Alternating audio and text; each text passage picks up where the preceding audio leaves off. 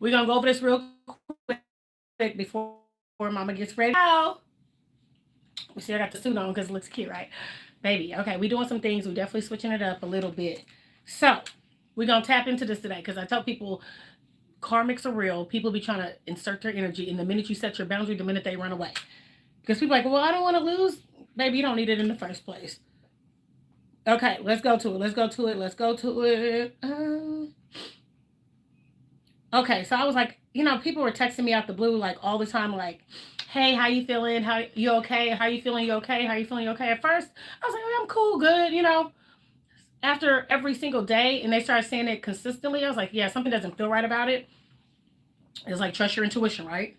So I was doing a little research the other day, and I was like, you know what? Something's not right. And I was like, I know it's karmics. We know what it is. Like, let's be realistic. And when you call them a karmic, how dare you?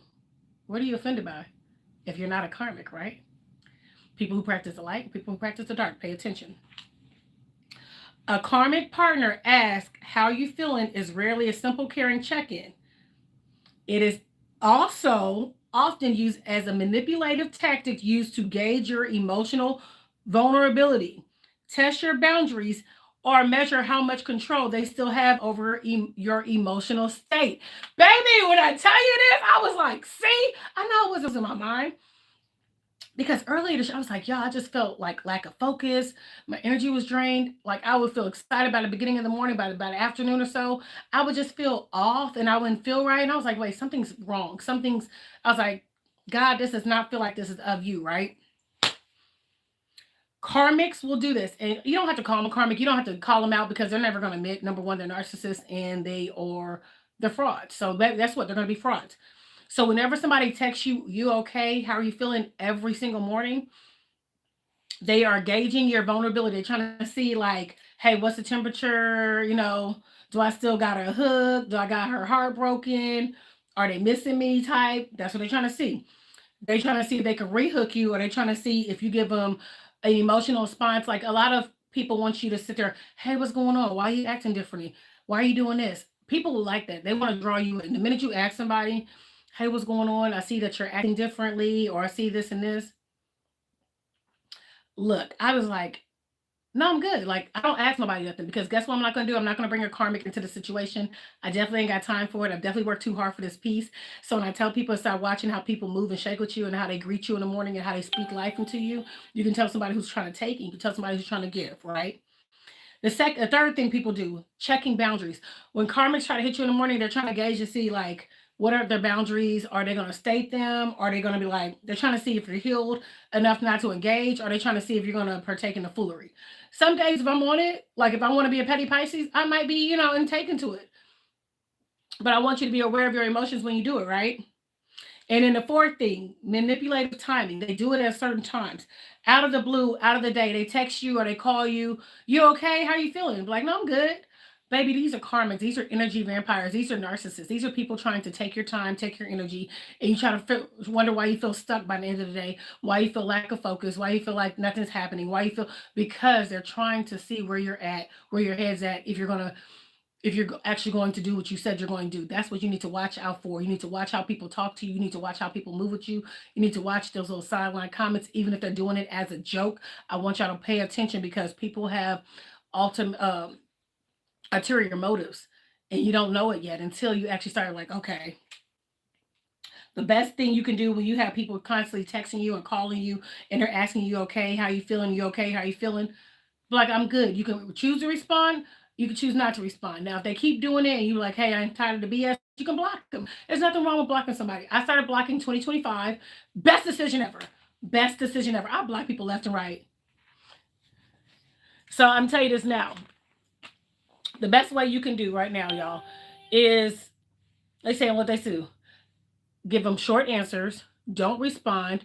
I like to like for me. I tell y'all when somebody texts me and I'm like it just doesn't feel right. I'm like God is good all the time, and if they don't answer, they don't know how to answer. Baby, cool. I let you be, and I let them go. Right. I don't have time to go back and forth with people. I ain't got time to be doing this back in this little game and seeing who has control, who has upper hand. Baby, good. Time is money, and money is time. And what I'm not going to do is entertain. And I think a lot of men feel like because we've been interacting or because we've been chit chatting here and there that I owe them the conversation or I owe them explanation. No. You're not bringing anything to the table. You're not doing anything. All you've been doing is talking about it. And baby, actions speak louder than words. So if you're going to talk about it, be about it. If not, keep it pushing. And don't get mad when somebody call you out on your bullshit. That's it. That's all. And it's not like it's like, oh, hey, Mr. Boston. Hi, Satria. So yeah, I just think like a lot of people was trying to dominate my time. Let's say that they're trying to force their energy or project their stuff onto me. The good morning, the thing, I just started blocking people left and right. I felt like if I started talking to somebody, I at least owe them a conversation of why we don't need to talk anymore. No, I ain't got to do that. Do guys or girls give you a reason why they ghost you? Do guys or girls give you a reason why they cheat? Do guys and girls give you anything or why they do anything effed up to you? So why do you feel like you owe somebody the same type of courtesy? Baby, treat them how they treat you. If they want to lead like that, follow their lead. They want to play dumb, you play dumb. They want to text you every day, you text them every day. When they ask you, hey, how come you don't text me every day? I'm like, well, I was just following your lead, so I thought you were busy, and I'm busy. And I let it be. Roll it off your soldier. Roll it off your shoulder. And one thing, let me tell you, one big thing I'm gonna tell you before I get up out of here is before anybody asks, like if you feel like you've been like either talking to somebody or family or friendship or your coworkers or whatever, you feel like they did an energy shift or something feels off, trust your intuition. Don't ask them what's wrong. Don't give a F. I know you want to, like, hey, you're acting funny. I used to love to call people out on this shit. Oh, thank you. I used to love to call people out on their shit. I did, but I had to slow that down. What I do now is I don't give two F's. I don't even ask them. I let them be. So the minute because you want what they want to do is the minute you ask them, hey, what's going on with you? Or I've noticed you're acting funny or different. They want to project their whatever onto you. And now they want to have you partake engage into an argument with them or have a reason to blame you. And by the end of that, you're arguing and then you end up apologizing. And for what reason? Because the person wants to bring you into that bullshit. That's it. So I was like, leave them where they're at. Okay. I don't have time to go back and forth. I ain't got time to engage in your bullshit. You're cool. You're going to act funny. I'm going to let you be. I'm not going to text. I'm not going to call. I'm not going to engage. And you're going to try to keep getting my attention. Cool. I'm going to let you sit on that. You can keep trying to get my attention until the minute I choose to block or set a boundary. You're going to keep acting a fool. You're going to keep trying to step outside of my boundaries. And you're going to keep doing what you're doing until somebody puts you in your place. I'm from Houston. H-Town, baby. So it was just like one of those things I had to start, like, look, it took me a little minute. I've always had confidence. My mother, like, pretty much poured it into me as I was youthful, but life has a way to try to make you feel like you're not good enough. You're not skinny enough. You're not thick enough. You're not smart enough. You're not rich enough.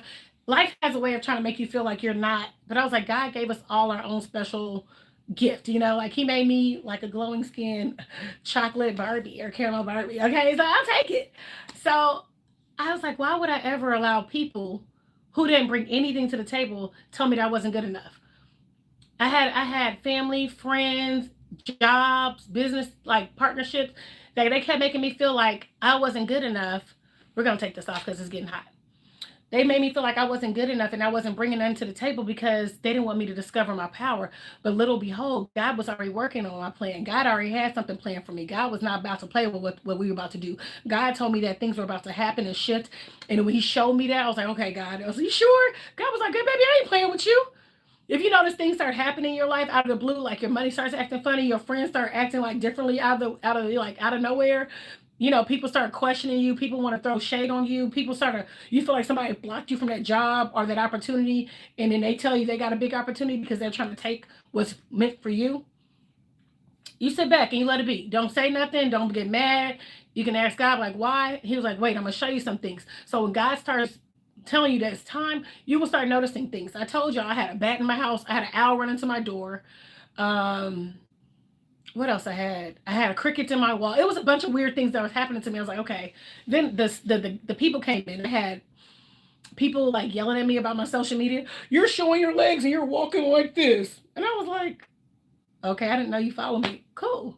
What's the purpose of this conversation? It was just little nitpicking thing that people was trying to make me feel like I wasn't good enough. And I was just like, okay, and your purpose of me. And I think they wanted you to be like, stop being on social media. Stop being the person that you are. Stop looking cute. Stop having a nice, positive aura energy. Like, Baby, if you don't want me to be me, if you got a problem with me, take it up to my HR department, GOD, 1-800 GOD. Call HR, tell them upstairs, like, hey, I have an issue with her. And you can talk to him and I let him handle it. I don't do that. So I'm not playing with you. It was just like one of those things. And then people like commenting about how I move and shake and what I do with my social media. I was like, last time I checked, I built my social media to almost 50K by myself. I didn't have to pay for followers. I didn't have to pay for engagement. I didn't have to do anything. I created skits. I created my own little niche thing that worked for me. I just made something that worked for me because I love social media and I love to help make money off of social media so I can help people make money off of social media. Why should it ever be a thing where I started, like, if I start a show and I'm making money off of this and I can't pay the people that are coming onto my show? That's I think it's a good thing to pay it forward. So why would I not? So people started having an issue with that. People had an issue with I'm not a gatekeeper. I don't need to be a gatekeeper. Why would I want to be? If God shows me a way, I'm gonna show you the way. Now this is the way I did it. This way how I made my money. I can guide you on that. I can't tell you that it's gonna work for you, but everything happens in divine timing. So I'll let it be. But I had to stop sleeping on myself because everybody kept telling me I wasn't good enough. My ex-husband told me nobody would want me, even though he wasn't the father of my kids. But I was about to be 40. I'm divorcing him. He told me, like, who gonna want a single mother with 3 kids? I'm like, my kids are grown. Like, boy, bye. You know, you should be happy that I even chose to marry you. And I'm like, you didn't even bring nothing to the table, baby. I put your credit up. I put you on the money game. And all you did was take from me. You said you better be a kid. Y'all better stop playing. So it was just like one of those things. And my ex-boyfriend was like, he told me to tone it down. Can you try not to shine so bright this time? I said, number one, you liked me because I shine bright when you talk to me. So you pursued me. You gaslighted me. You chose me. You wanted to be with me. You asked me to be your girl just so you can tell me to tone it down because you're insecure of your bald head. So, boy, bye. Can you imagine that? A man tell you to tone it down because your light is too bright. And I'm looking like, well, baby, why did you talk to me in the first place if my light was bright, right? Or tell your friends telling you, oh, you think you're all that because you got a few likes. And I was like, oh no, I just thought it was nice that somebody gave us something that I share with all y'all or whatever. Can you imagine somebody telling you, can you not put makeup on? Can you not put your I like makeup and hair. Let me be, okay? If you don't like makeup and hair, that's your choice. That's not my thing. I'm not gonna stop what I'm doing, baby. Do better. If you want to look a certain way, dress up. If you want to act a certain way, learn how to act. If you want to speak a certain way, look in the mirror until you get it right. But don't tell somebody that they're not good enough or they're not doing what you want them to do because you can't do what they do. I know there's a lot of hate, a lot of insecurities, a lot of people try to project their negative stuff onto you, baby, please. A lot of karmics have been coming my way. And when I call them a karmic, you call me a karmic. Why are you defensive if you're not? Why are you mad? Like, why do you have a reason to run my name through these streets? Why are you talking shit about me? Why do you feel like you're stopping what God has in store for me? If you feel like you're better than God, go tell him that. But if you feel like if you was gonna stop the plan that he already had in store for me, baby, you're better than that. I love when somebody thinks they're gonna stop the plan that God has in store for you. I love when somebody thinks like, oh, I'm gonna stop their alignment. I'm gonna distract them. I'm gonna do this. I'm gonna do this mean thing to them.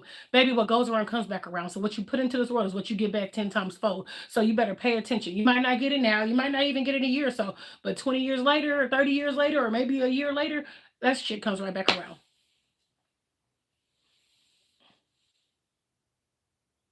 He said tone it down. He was right. No, he was not. Baby, I can't tone it down. God made me this way, okay?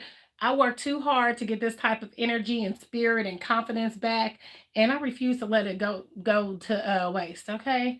Why would I even attempt to do that? Why would I even allow somebody to tell me, hey, can you tone down your light? Because does anybody tell Beyonce? Do y'all tell Beyonce to tone it down? When Beyonce first started singing, do you think a lot of people told her to don't be a star?